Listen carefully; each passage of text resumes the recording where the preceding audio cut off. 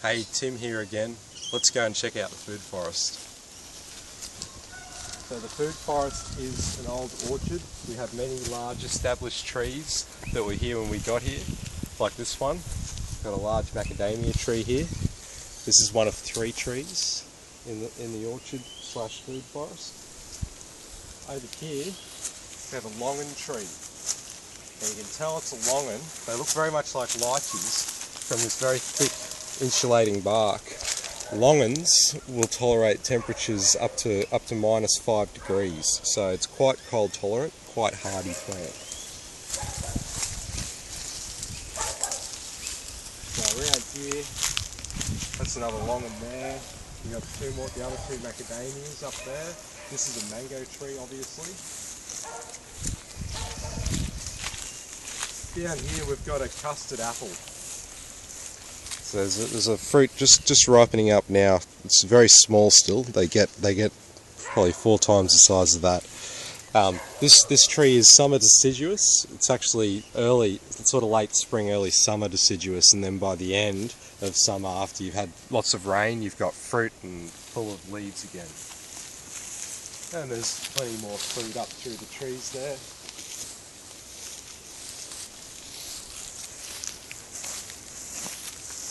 So now we're going to have a look at some swales. And swales have been a real game changer in this area. They've changed the environment, they've created a lot of microclimates, they've made the entire thing a lot more productive. So there's a couple of new trees that we're just about to plant out today. There's a Japanese raisin and just a little finger lime seedling. But this swale here, this is the lowest swale in the food forest.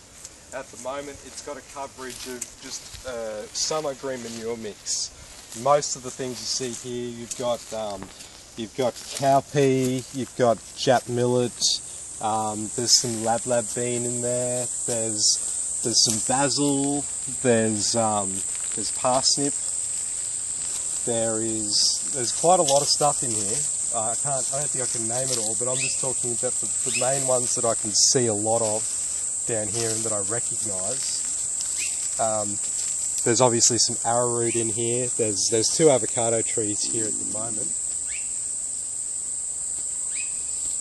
So yeah, when we did this, all we did was scatter the mix all over the swale and mulch the swale, waiting for the rain. When the rain came, now we have all this growth. So this is really good. I mean, this is the kind of thing that we'll use on the swales in the chicken food forest. At least at first, it will provide a lot of good food for the chickens. I mean, a lot of this stuff, it flowers at different times and stuff like that. So there's a lot of variation going on here. Like you can see the Jap millets just flowering now. It's got the seeds on the top there. Where are we? Here, the cowpea flowering. I swear I saw a cowpea flower here this morning. Anyway, it is there. They are just starting to flower. So let's check out the first swale we ever cut. Now this was a bit of an experimental swale because we'd never worked with them here. We didn't really have a good idea of how much water was going to flow down through this area. Blah blah blah blah blah. All of that kind of stuff. So we worked that out when we did this swale, but it's going off now. This has been here for about 6 months. Mind you, about 8 weeks after it was done, it was completely grazed back to nothing by cattle. Cattle got in here and just totally destroyed everything you see. Everything's just growing back. Some trees have been replaced, but there is quite a lot of diversity here. Other than the problem is we've lost a lot of our sweet potato ground cover in the dry. A lot of hares and wallabies got in here because this is some of the only green material in the area. I mean, everything else is dead and brown. But I mean, now everything's coming back. We've got lots of stuff in here. We've got arrowroot, pigeon pea, we've got coffee, we've got papayalos, we have pineapples, we have 2 different sorts of sweet potato, we have Indian guavas, we have yellow papayas, red papayas, there's weed cherry tomatoes, there's jicama or yam bean, which is a staple in South America. This particular sort of bean, it's a legume, it's part of the same family that beans are in, but it's actually toxic. The leaves are toxic, the beans that it does produce are also toxic, but the plant produces a large edible tuber that can be the size of a human head or bigger, and it tastes like potato with a slight apple flavour, so it's quite a nice one. We've also got mulberries in here, there's Malabar spinach or Ceylon spinach. Just lots of growth. I mean, all this arrowroot, what you can do with that is you can continually slash that down. It's like chop and drop mulch around these larger trees. But at the moment, I like the arrowroot because it's creating an environment where everything wants to grow up. Like, have a look at this pawpaw tree that's been smothered compared to the height of some of the other ones. This one has just grown immensely. There is an arms race to the top. And at the moment, it's pretty much between pigeon pea, arrowroot, pawpaw, and the mulberry tree. However, if you look up here, you'll see that the jicama yam bean is climbing up the pigeon pea. It's making use of that vertical space right there. So it's having a go at trying to get right up the top of the canopy. There's also some comfrey there in a shady area. Comfrey will absolutely wilt in the sun in these hot conditions that we see in the Brisbane Valley. Let's go and have a look at this swale. Now, the species used here are much the same. Lots of arrowroot, lots of pigeon pea, sweet potato, pineapples, ice cream bean. But there's also a nice pumpkin vine that's come up. I've just let that go. We've also got finger lines in here. Just one little tree at the moment. Finger limes are very hard to get a hold of at the moment. The people are asking $40 for a tree. You know, who's going to pay $40 for a tree? Not me. Good one. Just walked into a spider web, guys. If you're scared of spiders in southeast Queensland, you shouldn't, because 99% of the time it's not going to hurt you in any way. So yeah, see through here, it's a lot more shady and rainforesty through here. You've got a lychee tree here. So as you can see, fairly similar looking leaves to the longan, but you can see the bark, it doesn't have that thick insulating bark that longan uses to survive colder conditions. And just behind us, the really nice looking tree we just walked underneath, that's a guava tree. That's one of your normal guavas that have a kind of a green skin on it and the really pink flesh. Beautiful fruit. You don't see it in supermarkets because it doesn't transport or store very well. But if you have a tree, you can enjoy fresh guavas. So moving up here, the top swale.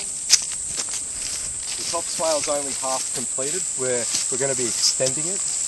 It's going to go all the way to pretty much to the wall of the top dam there. And what that'll do, just like all swales, when water goes down, instead of just flowing directly down and into the gully there and into the bottom dam, it's going to capture it, it's going to fill up this swale, spread out the water, and then that water will then permeate into the land and move its way down. So we'll be recharging this area, you know, even with just 15 mil of rain, these swales start to pool a little bit of water from runoff. Oops.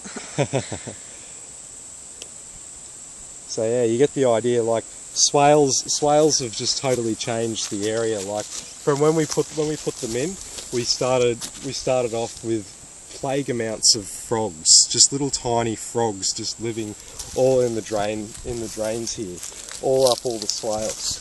I mean, they've since obviously gotten a bit bigger and moved on, but it was like a little frog nursery here. So this top swale, because it's drier up here, obviously, like when it does start to dry out, it will be drier here than at the bottom. So we have more Mediterranean type things. So we've got pomegranates and olives up here, but we've also still got our pigeon peas and our arrowroot and our sweet potato. There's also ice cream beans up here as well. They're ice cream beans, if you don't know, they're also in the Fabaceae or legume genus, the same as your beans and stuff like that. They're a large, medium to large size tree, and they're a legume tree. So they're a great sort of thing to plant up in your food forest while you're getting them established. They are a fairly short-lived tree. They don't live like a mango does. Like mangoes are known to live, 100 years or so. But these guys will live only for about 20 years, much like an acacia tree, much the same sort of thing. Yeah, there's some more weed tomatoes. We never plant tomatoes and we get an absolute crapload of them. Pumpkin, yeah, there's some pumpkin. It's starting to go nuts.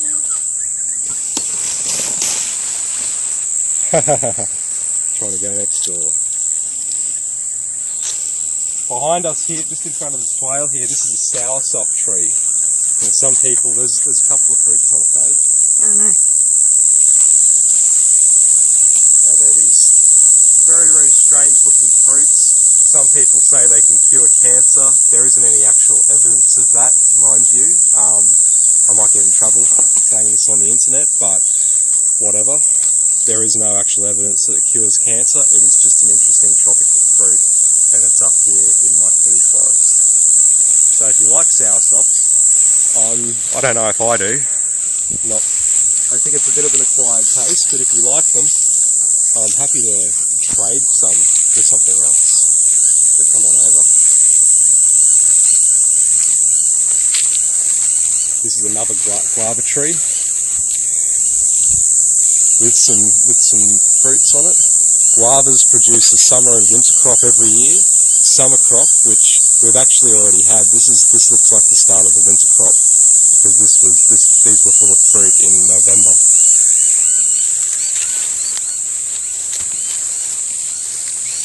Down here we have a nice large 20-plus-year-old jaboticaba tree.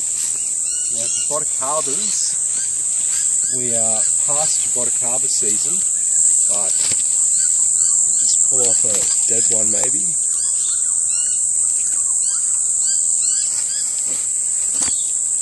They're these tiny little berries, and they inside tastes almost like a combination between a grape and a lychee. The skin is very tart, but the flesh inside is soft and juicy like a grape. They're very, very nice refrigerated. They're okay off the tree straight, but they are really, really nice chilled. If you want to plant a jaboticaba tree, they take about 7 years to start producing fruit, and they take another 10 or so years after that before they start becoming prolific and start flowering, a couple of times a year. Until then, you'll only get one crop a year. So this is pretty much it in the food forest. All these areas in between we just size for hay and for compost material and whatever else. As these systems expand, this area will become less and less and less, and we'll just have some access paths through here. It's all a slow evolution. As time goes on, this area will just keep growing and growing and growing. And the beauty about food forest systems is they're self-replicating systems.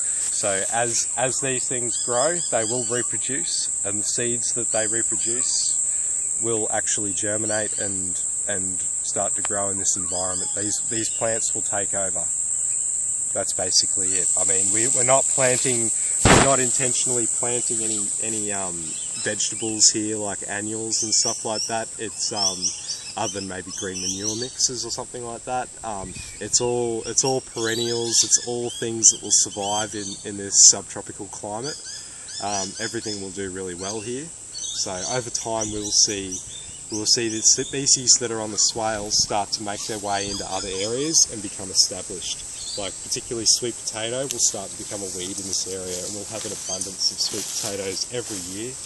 we would. I want to say we'd almost have commercial quantities of sweet potatoes once all the sweet potato on all these swales gets fully established in a few years and starts to make its way and cultivate larger areas. It will naturally hang out in areas just around the outside of the drip line of trees and stuff like that. It will take over any open area it can, but it will start to suffer as it goes further and further out into larger areas as it gets very, very hot in summer and very dry if it doesn't stick to certain areas. So all in all, I think there'll be quite a lot of sweet potato here one day. There's quite a lot of arrowroot, thanks to a few people who donated some arrowroot when we were digging these swales.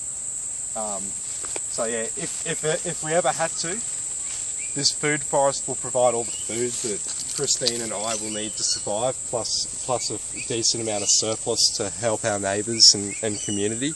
And this is only a 3/4 acre food forest.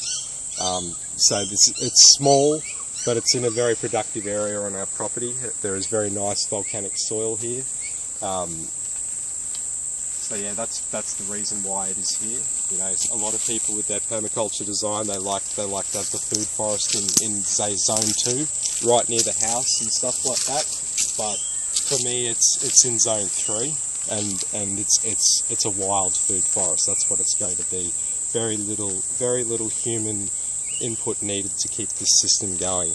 I mean, once it rains, it recharges the land and everything starts to grow.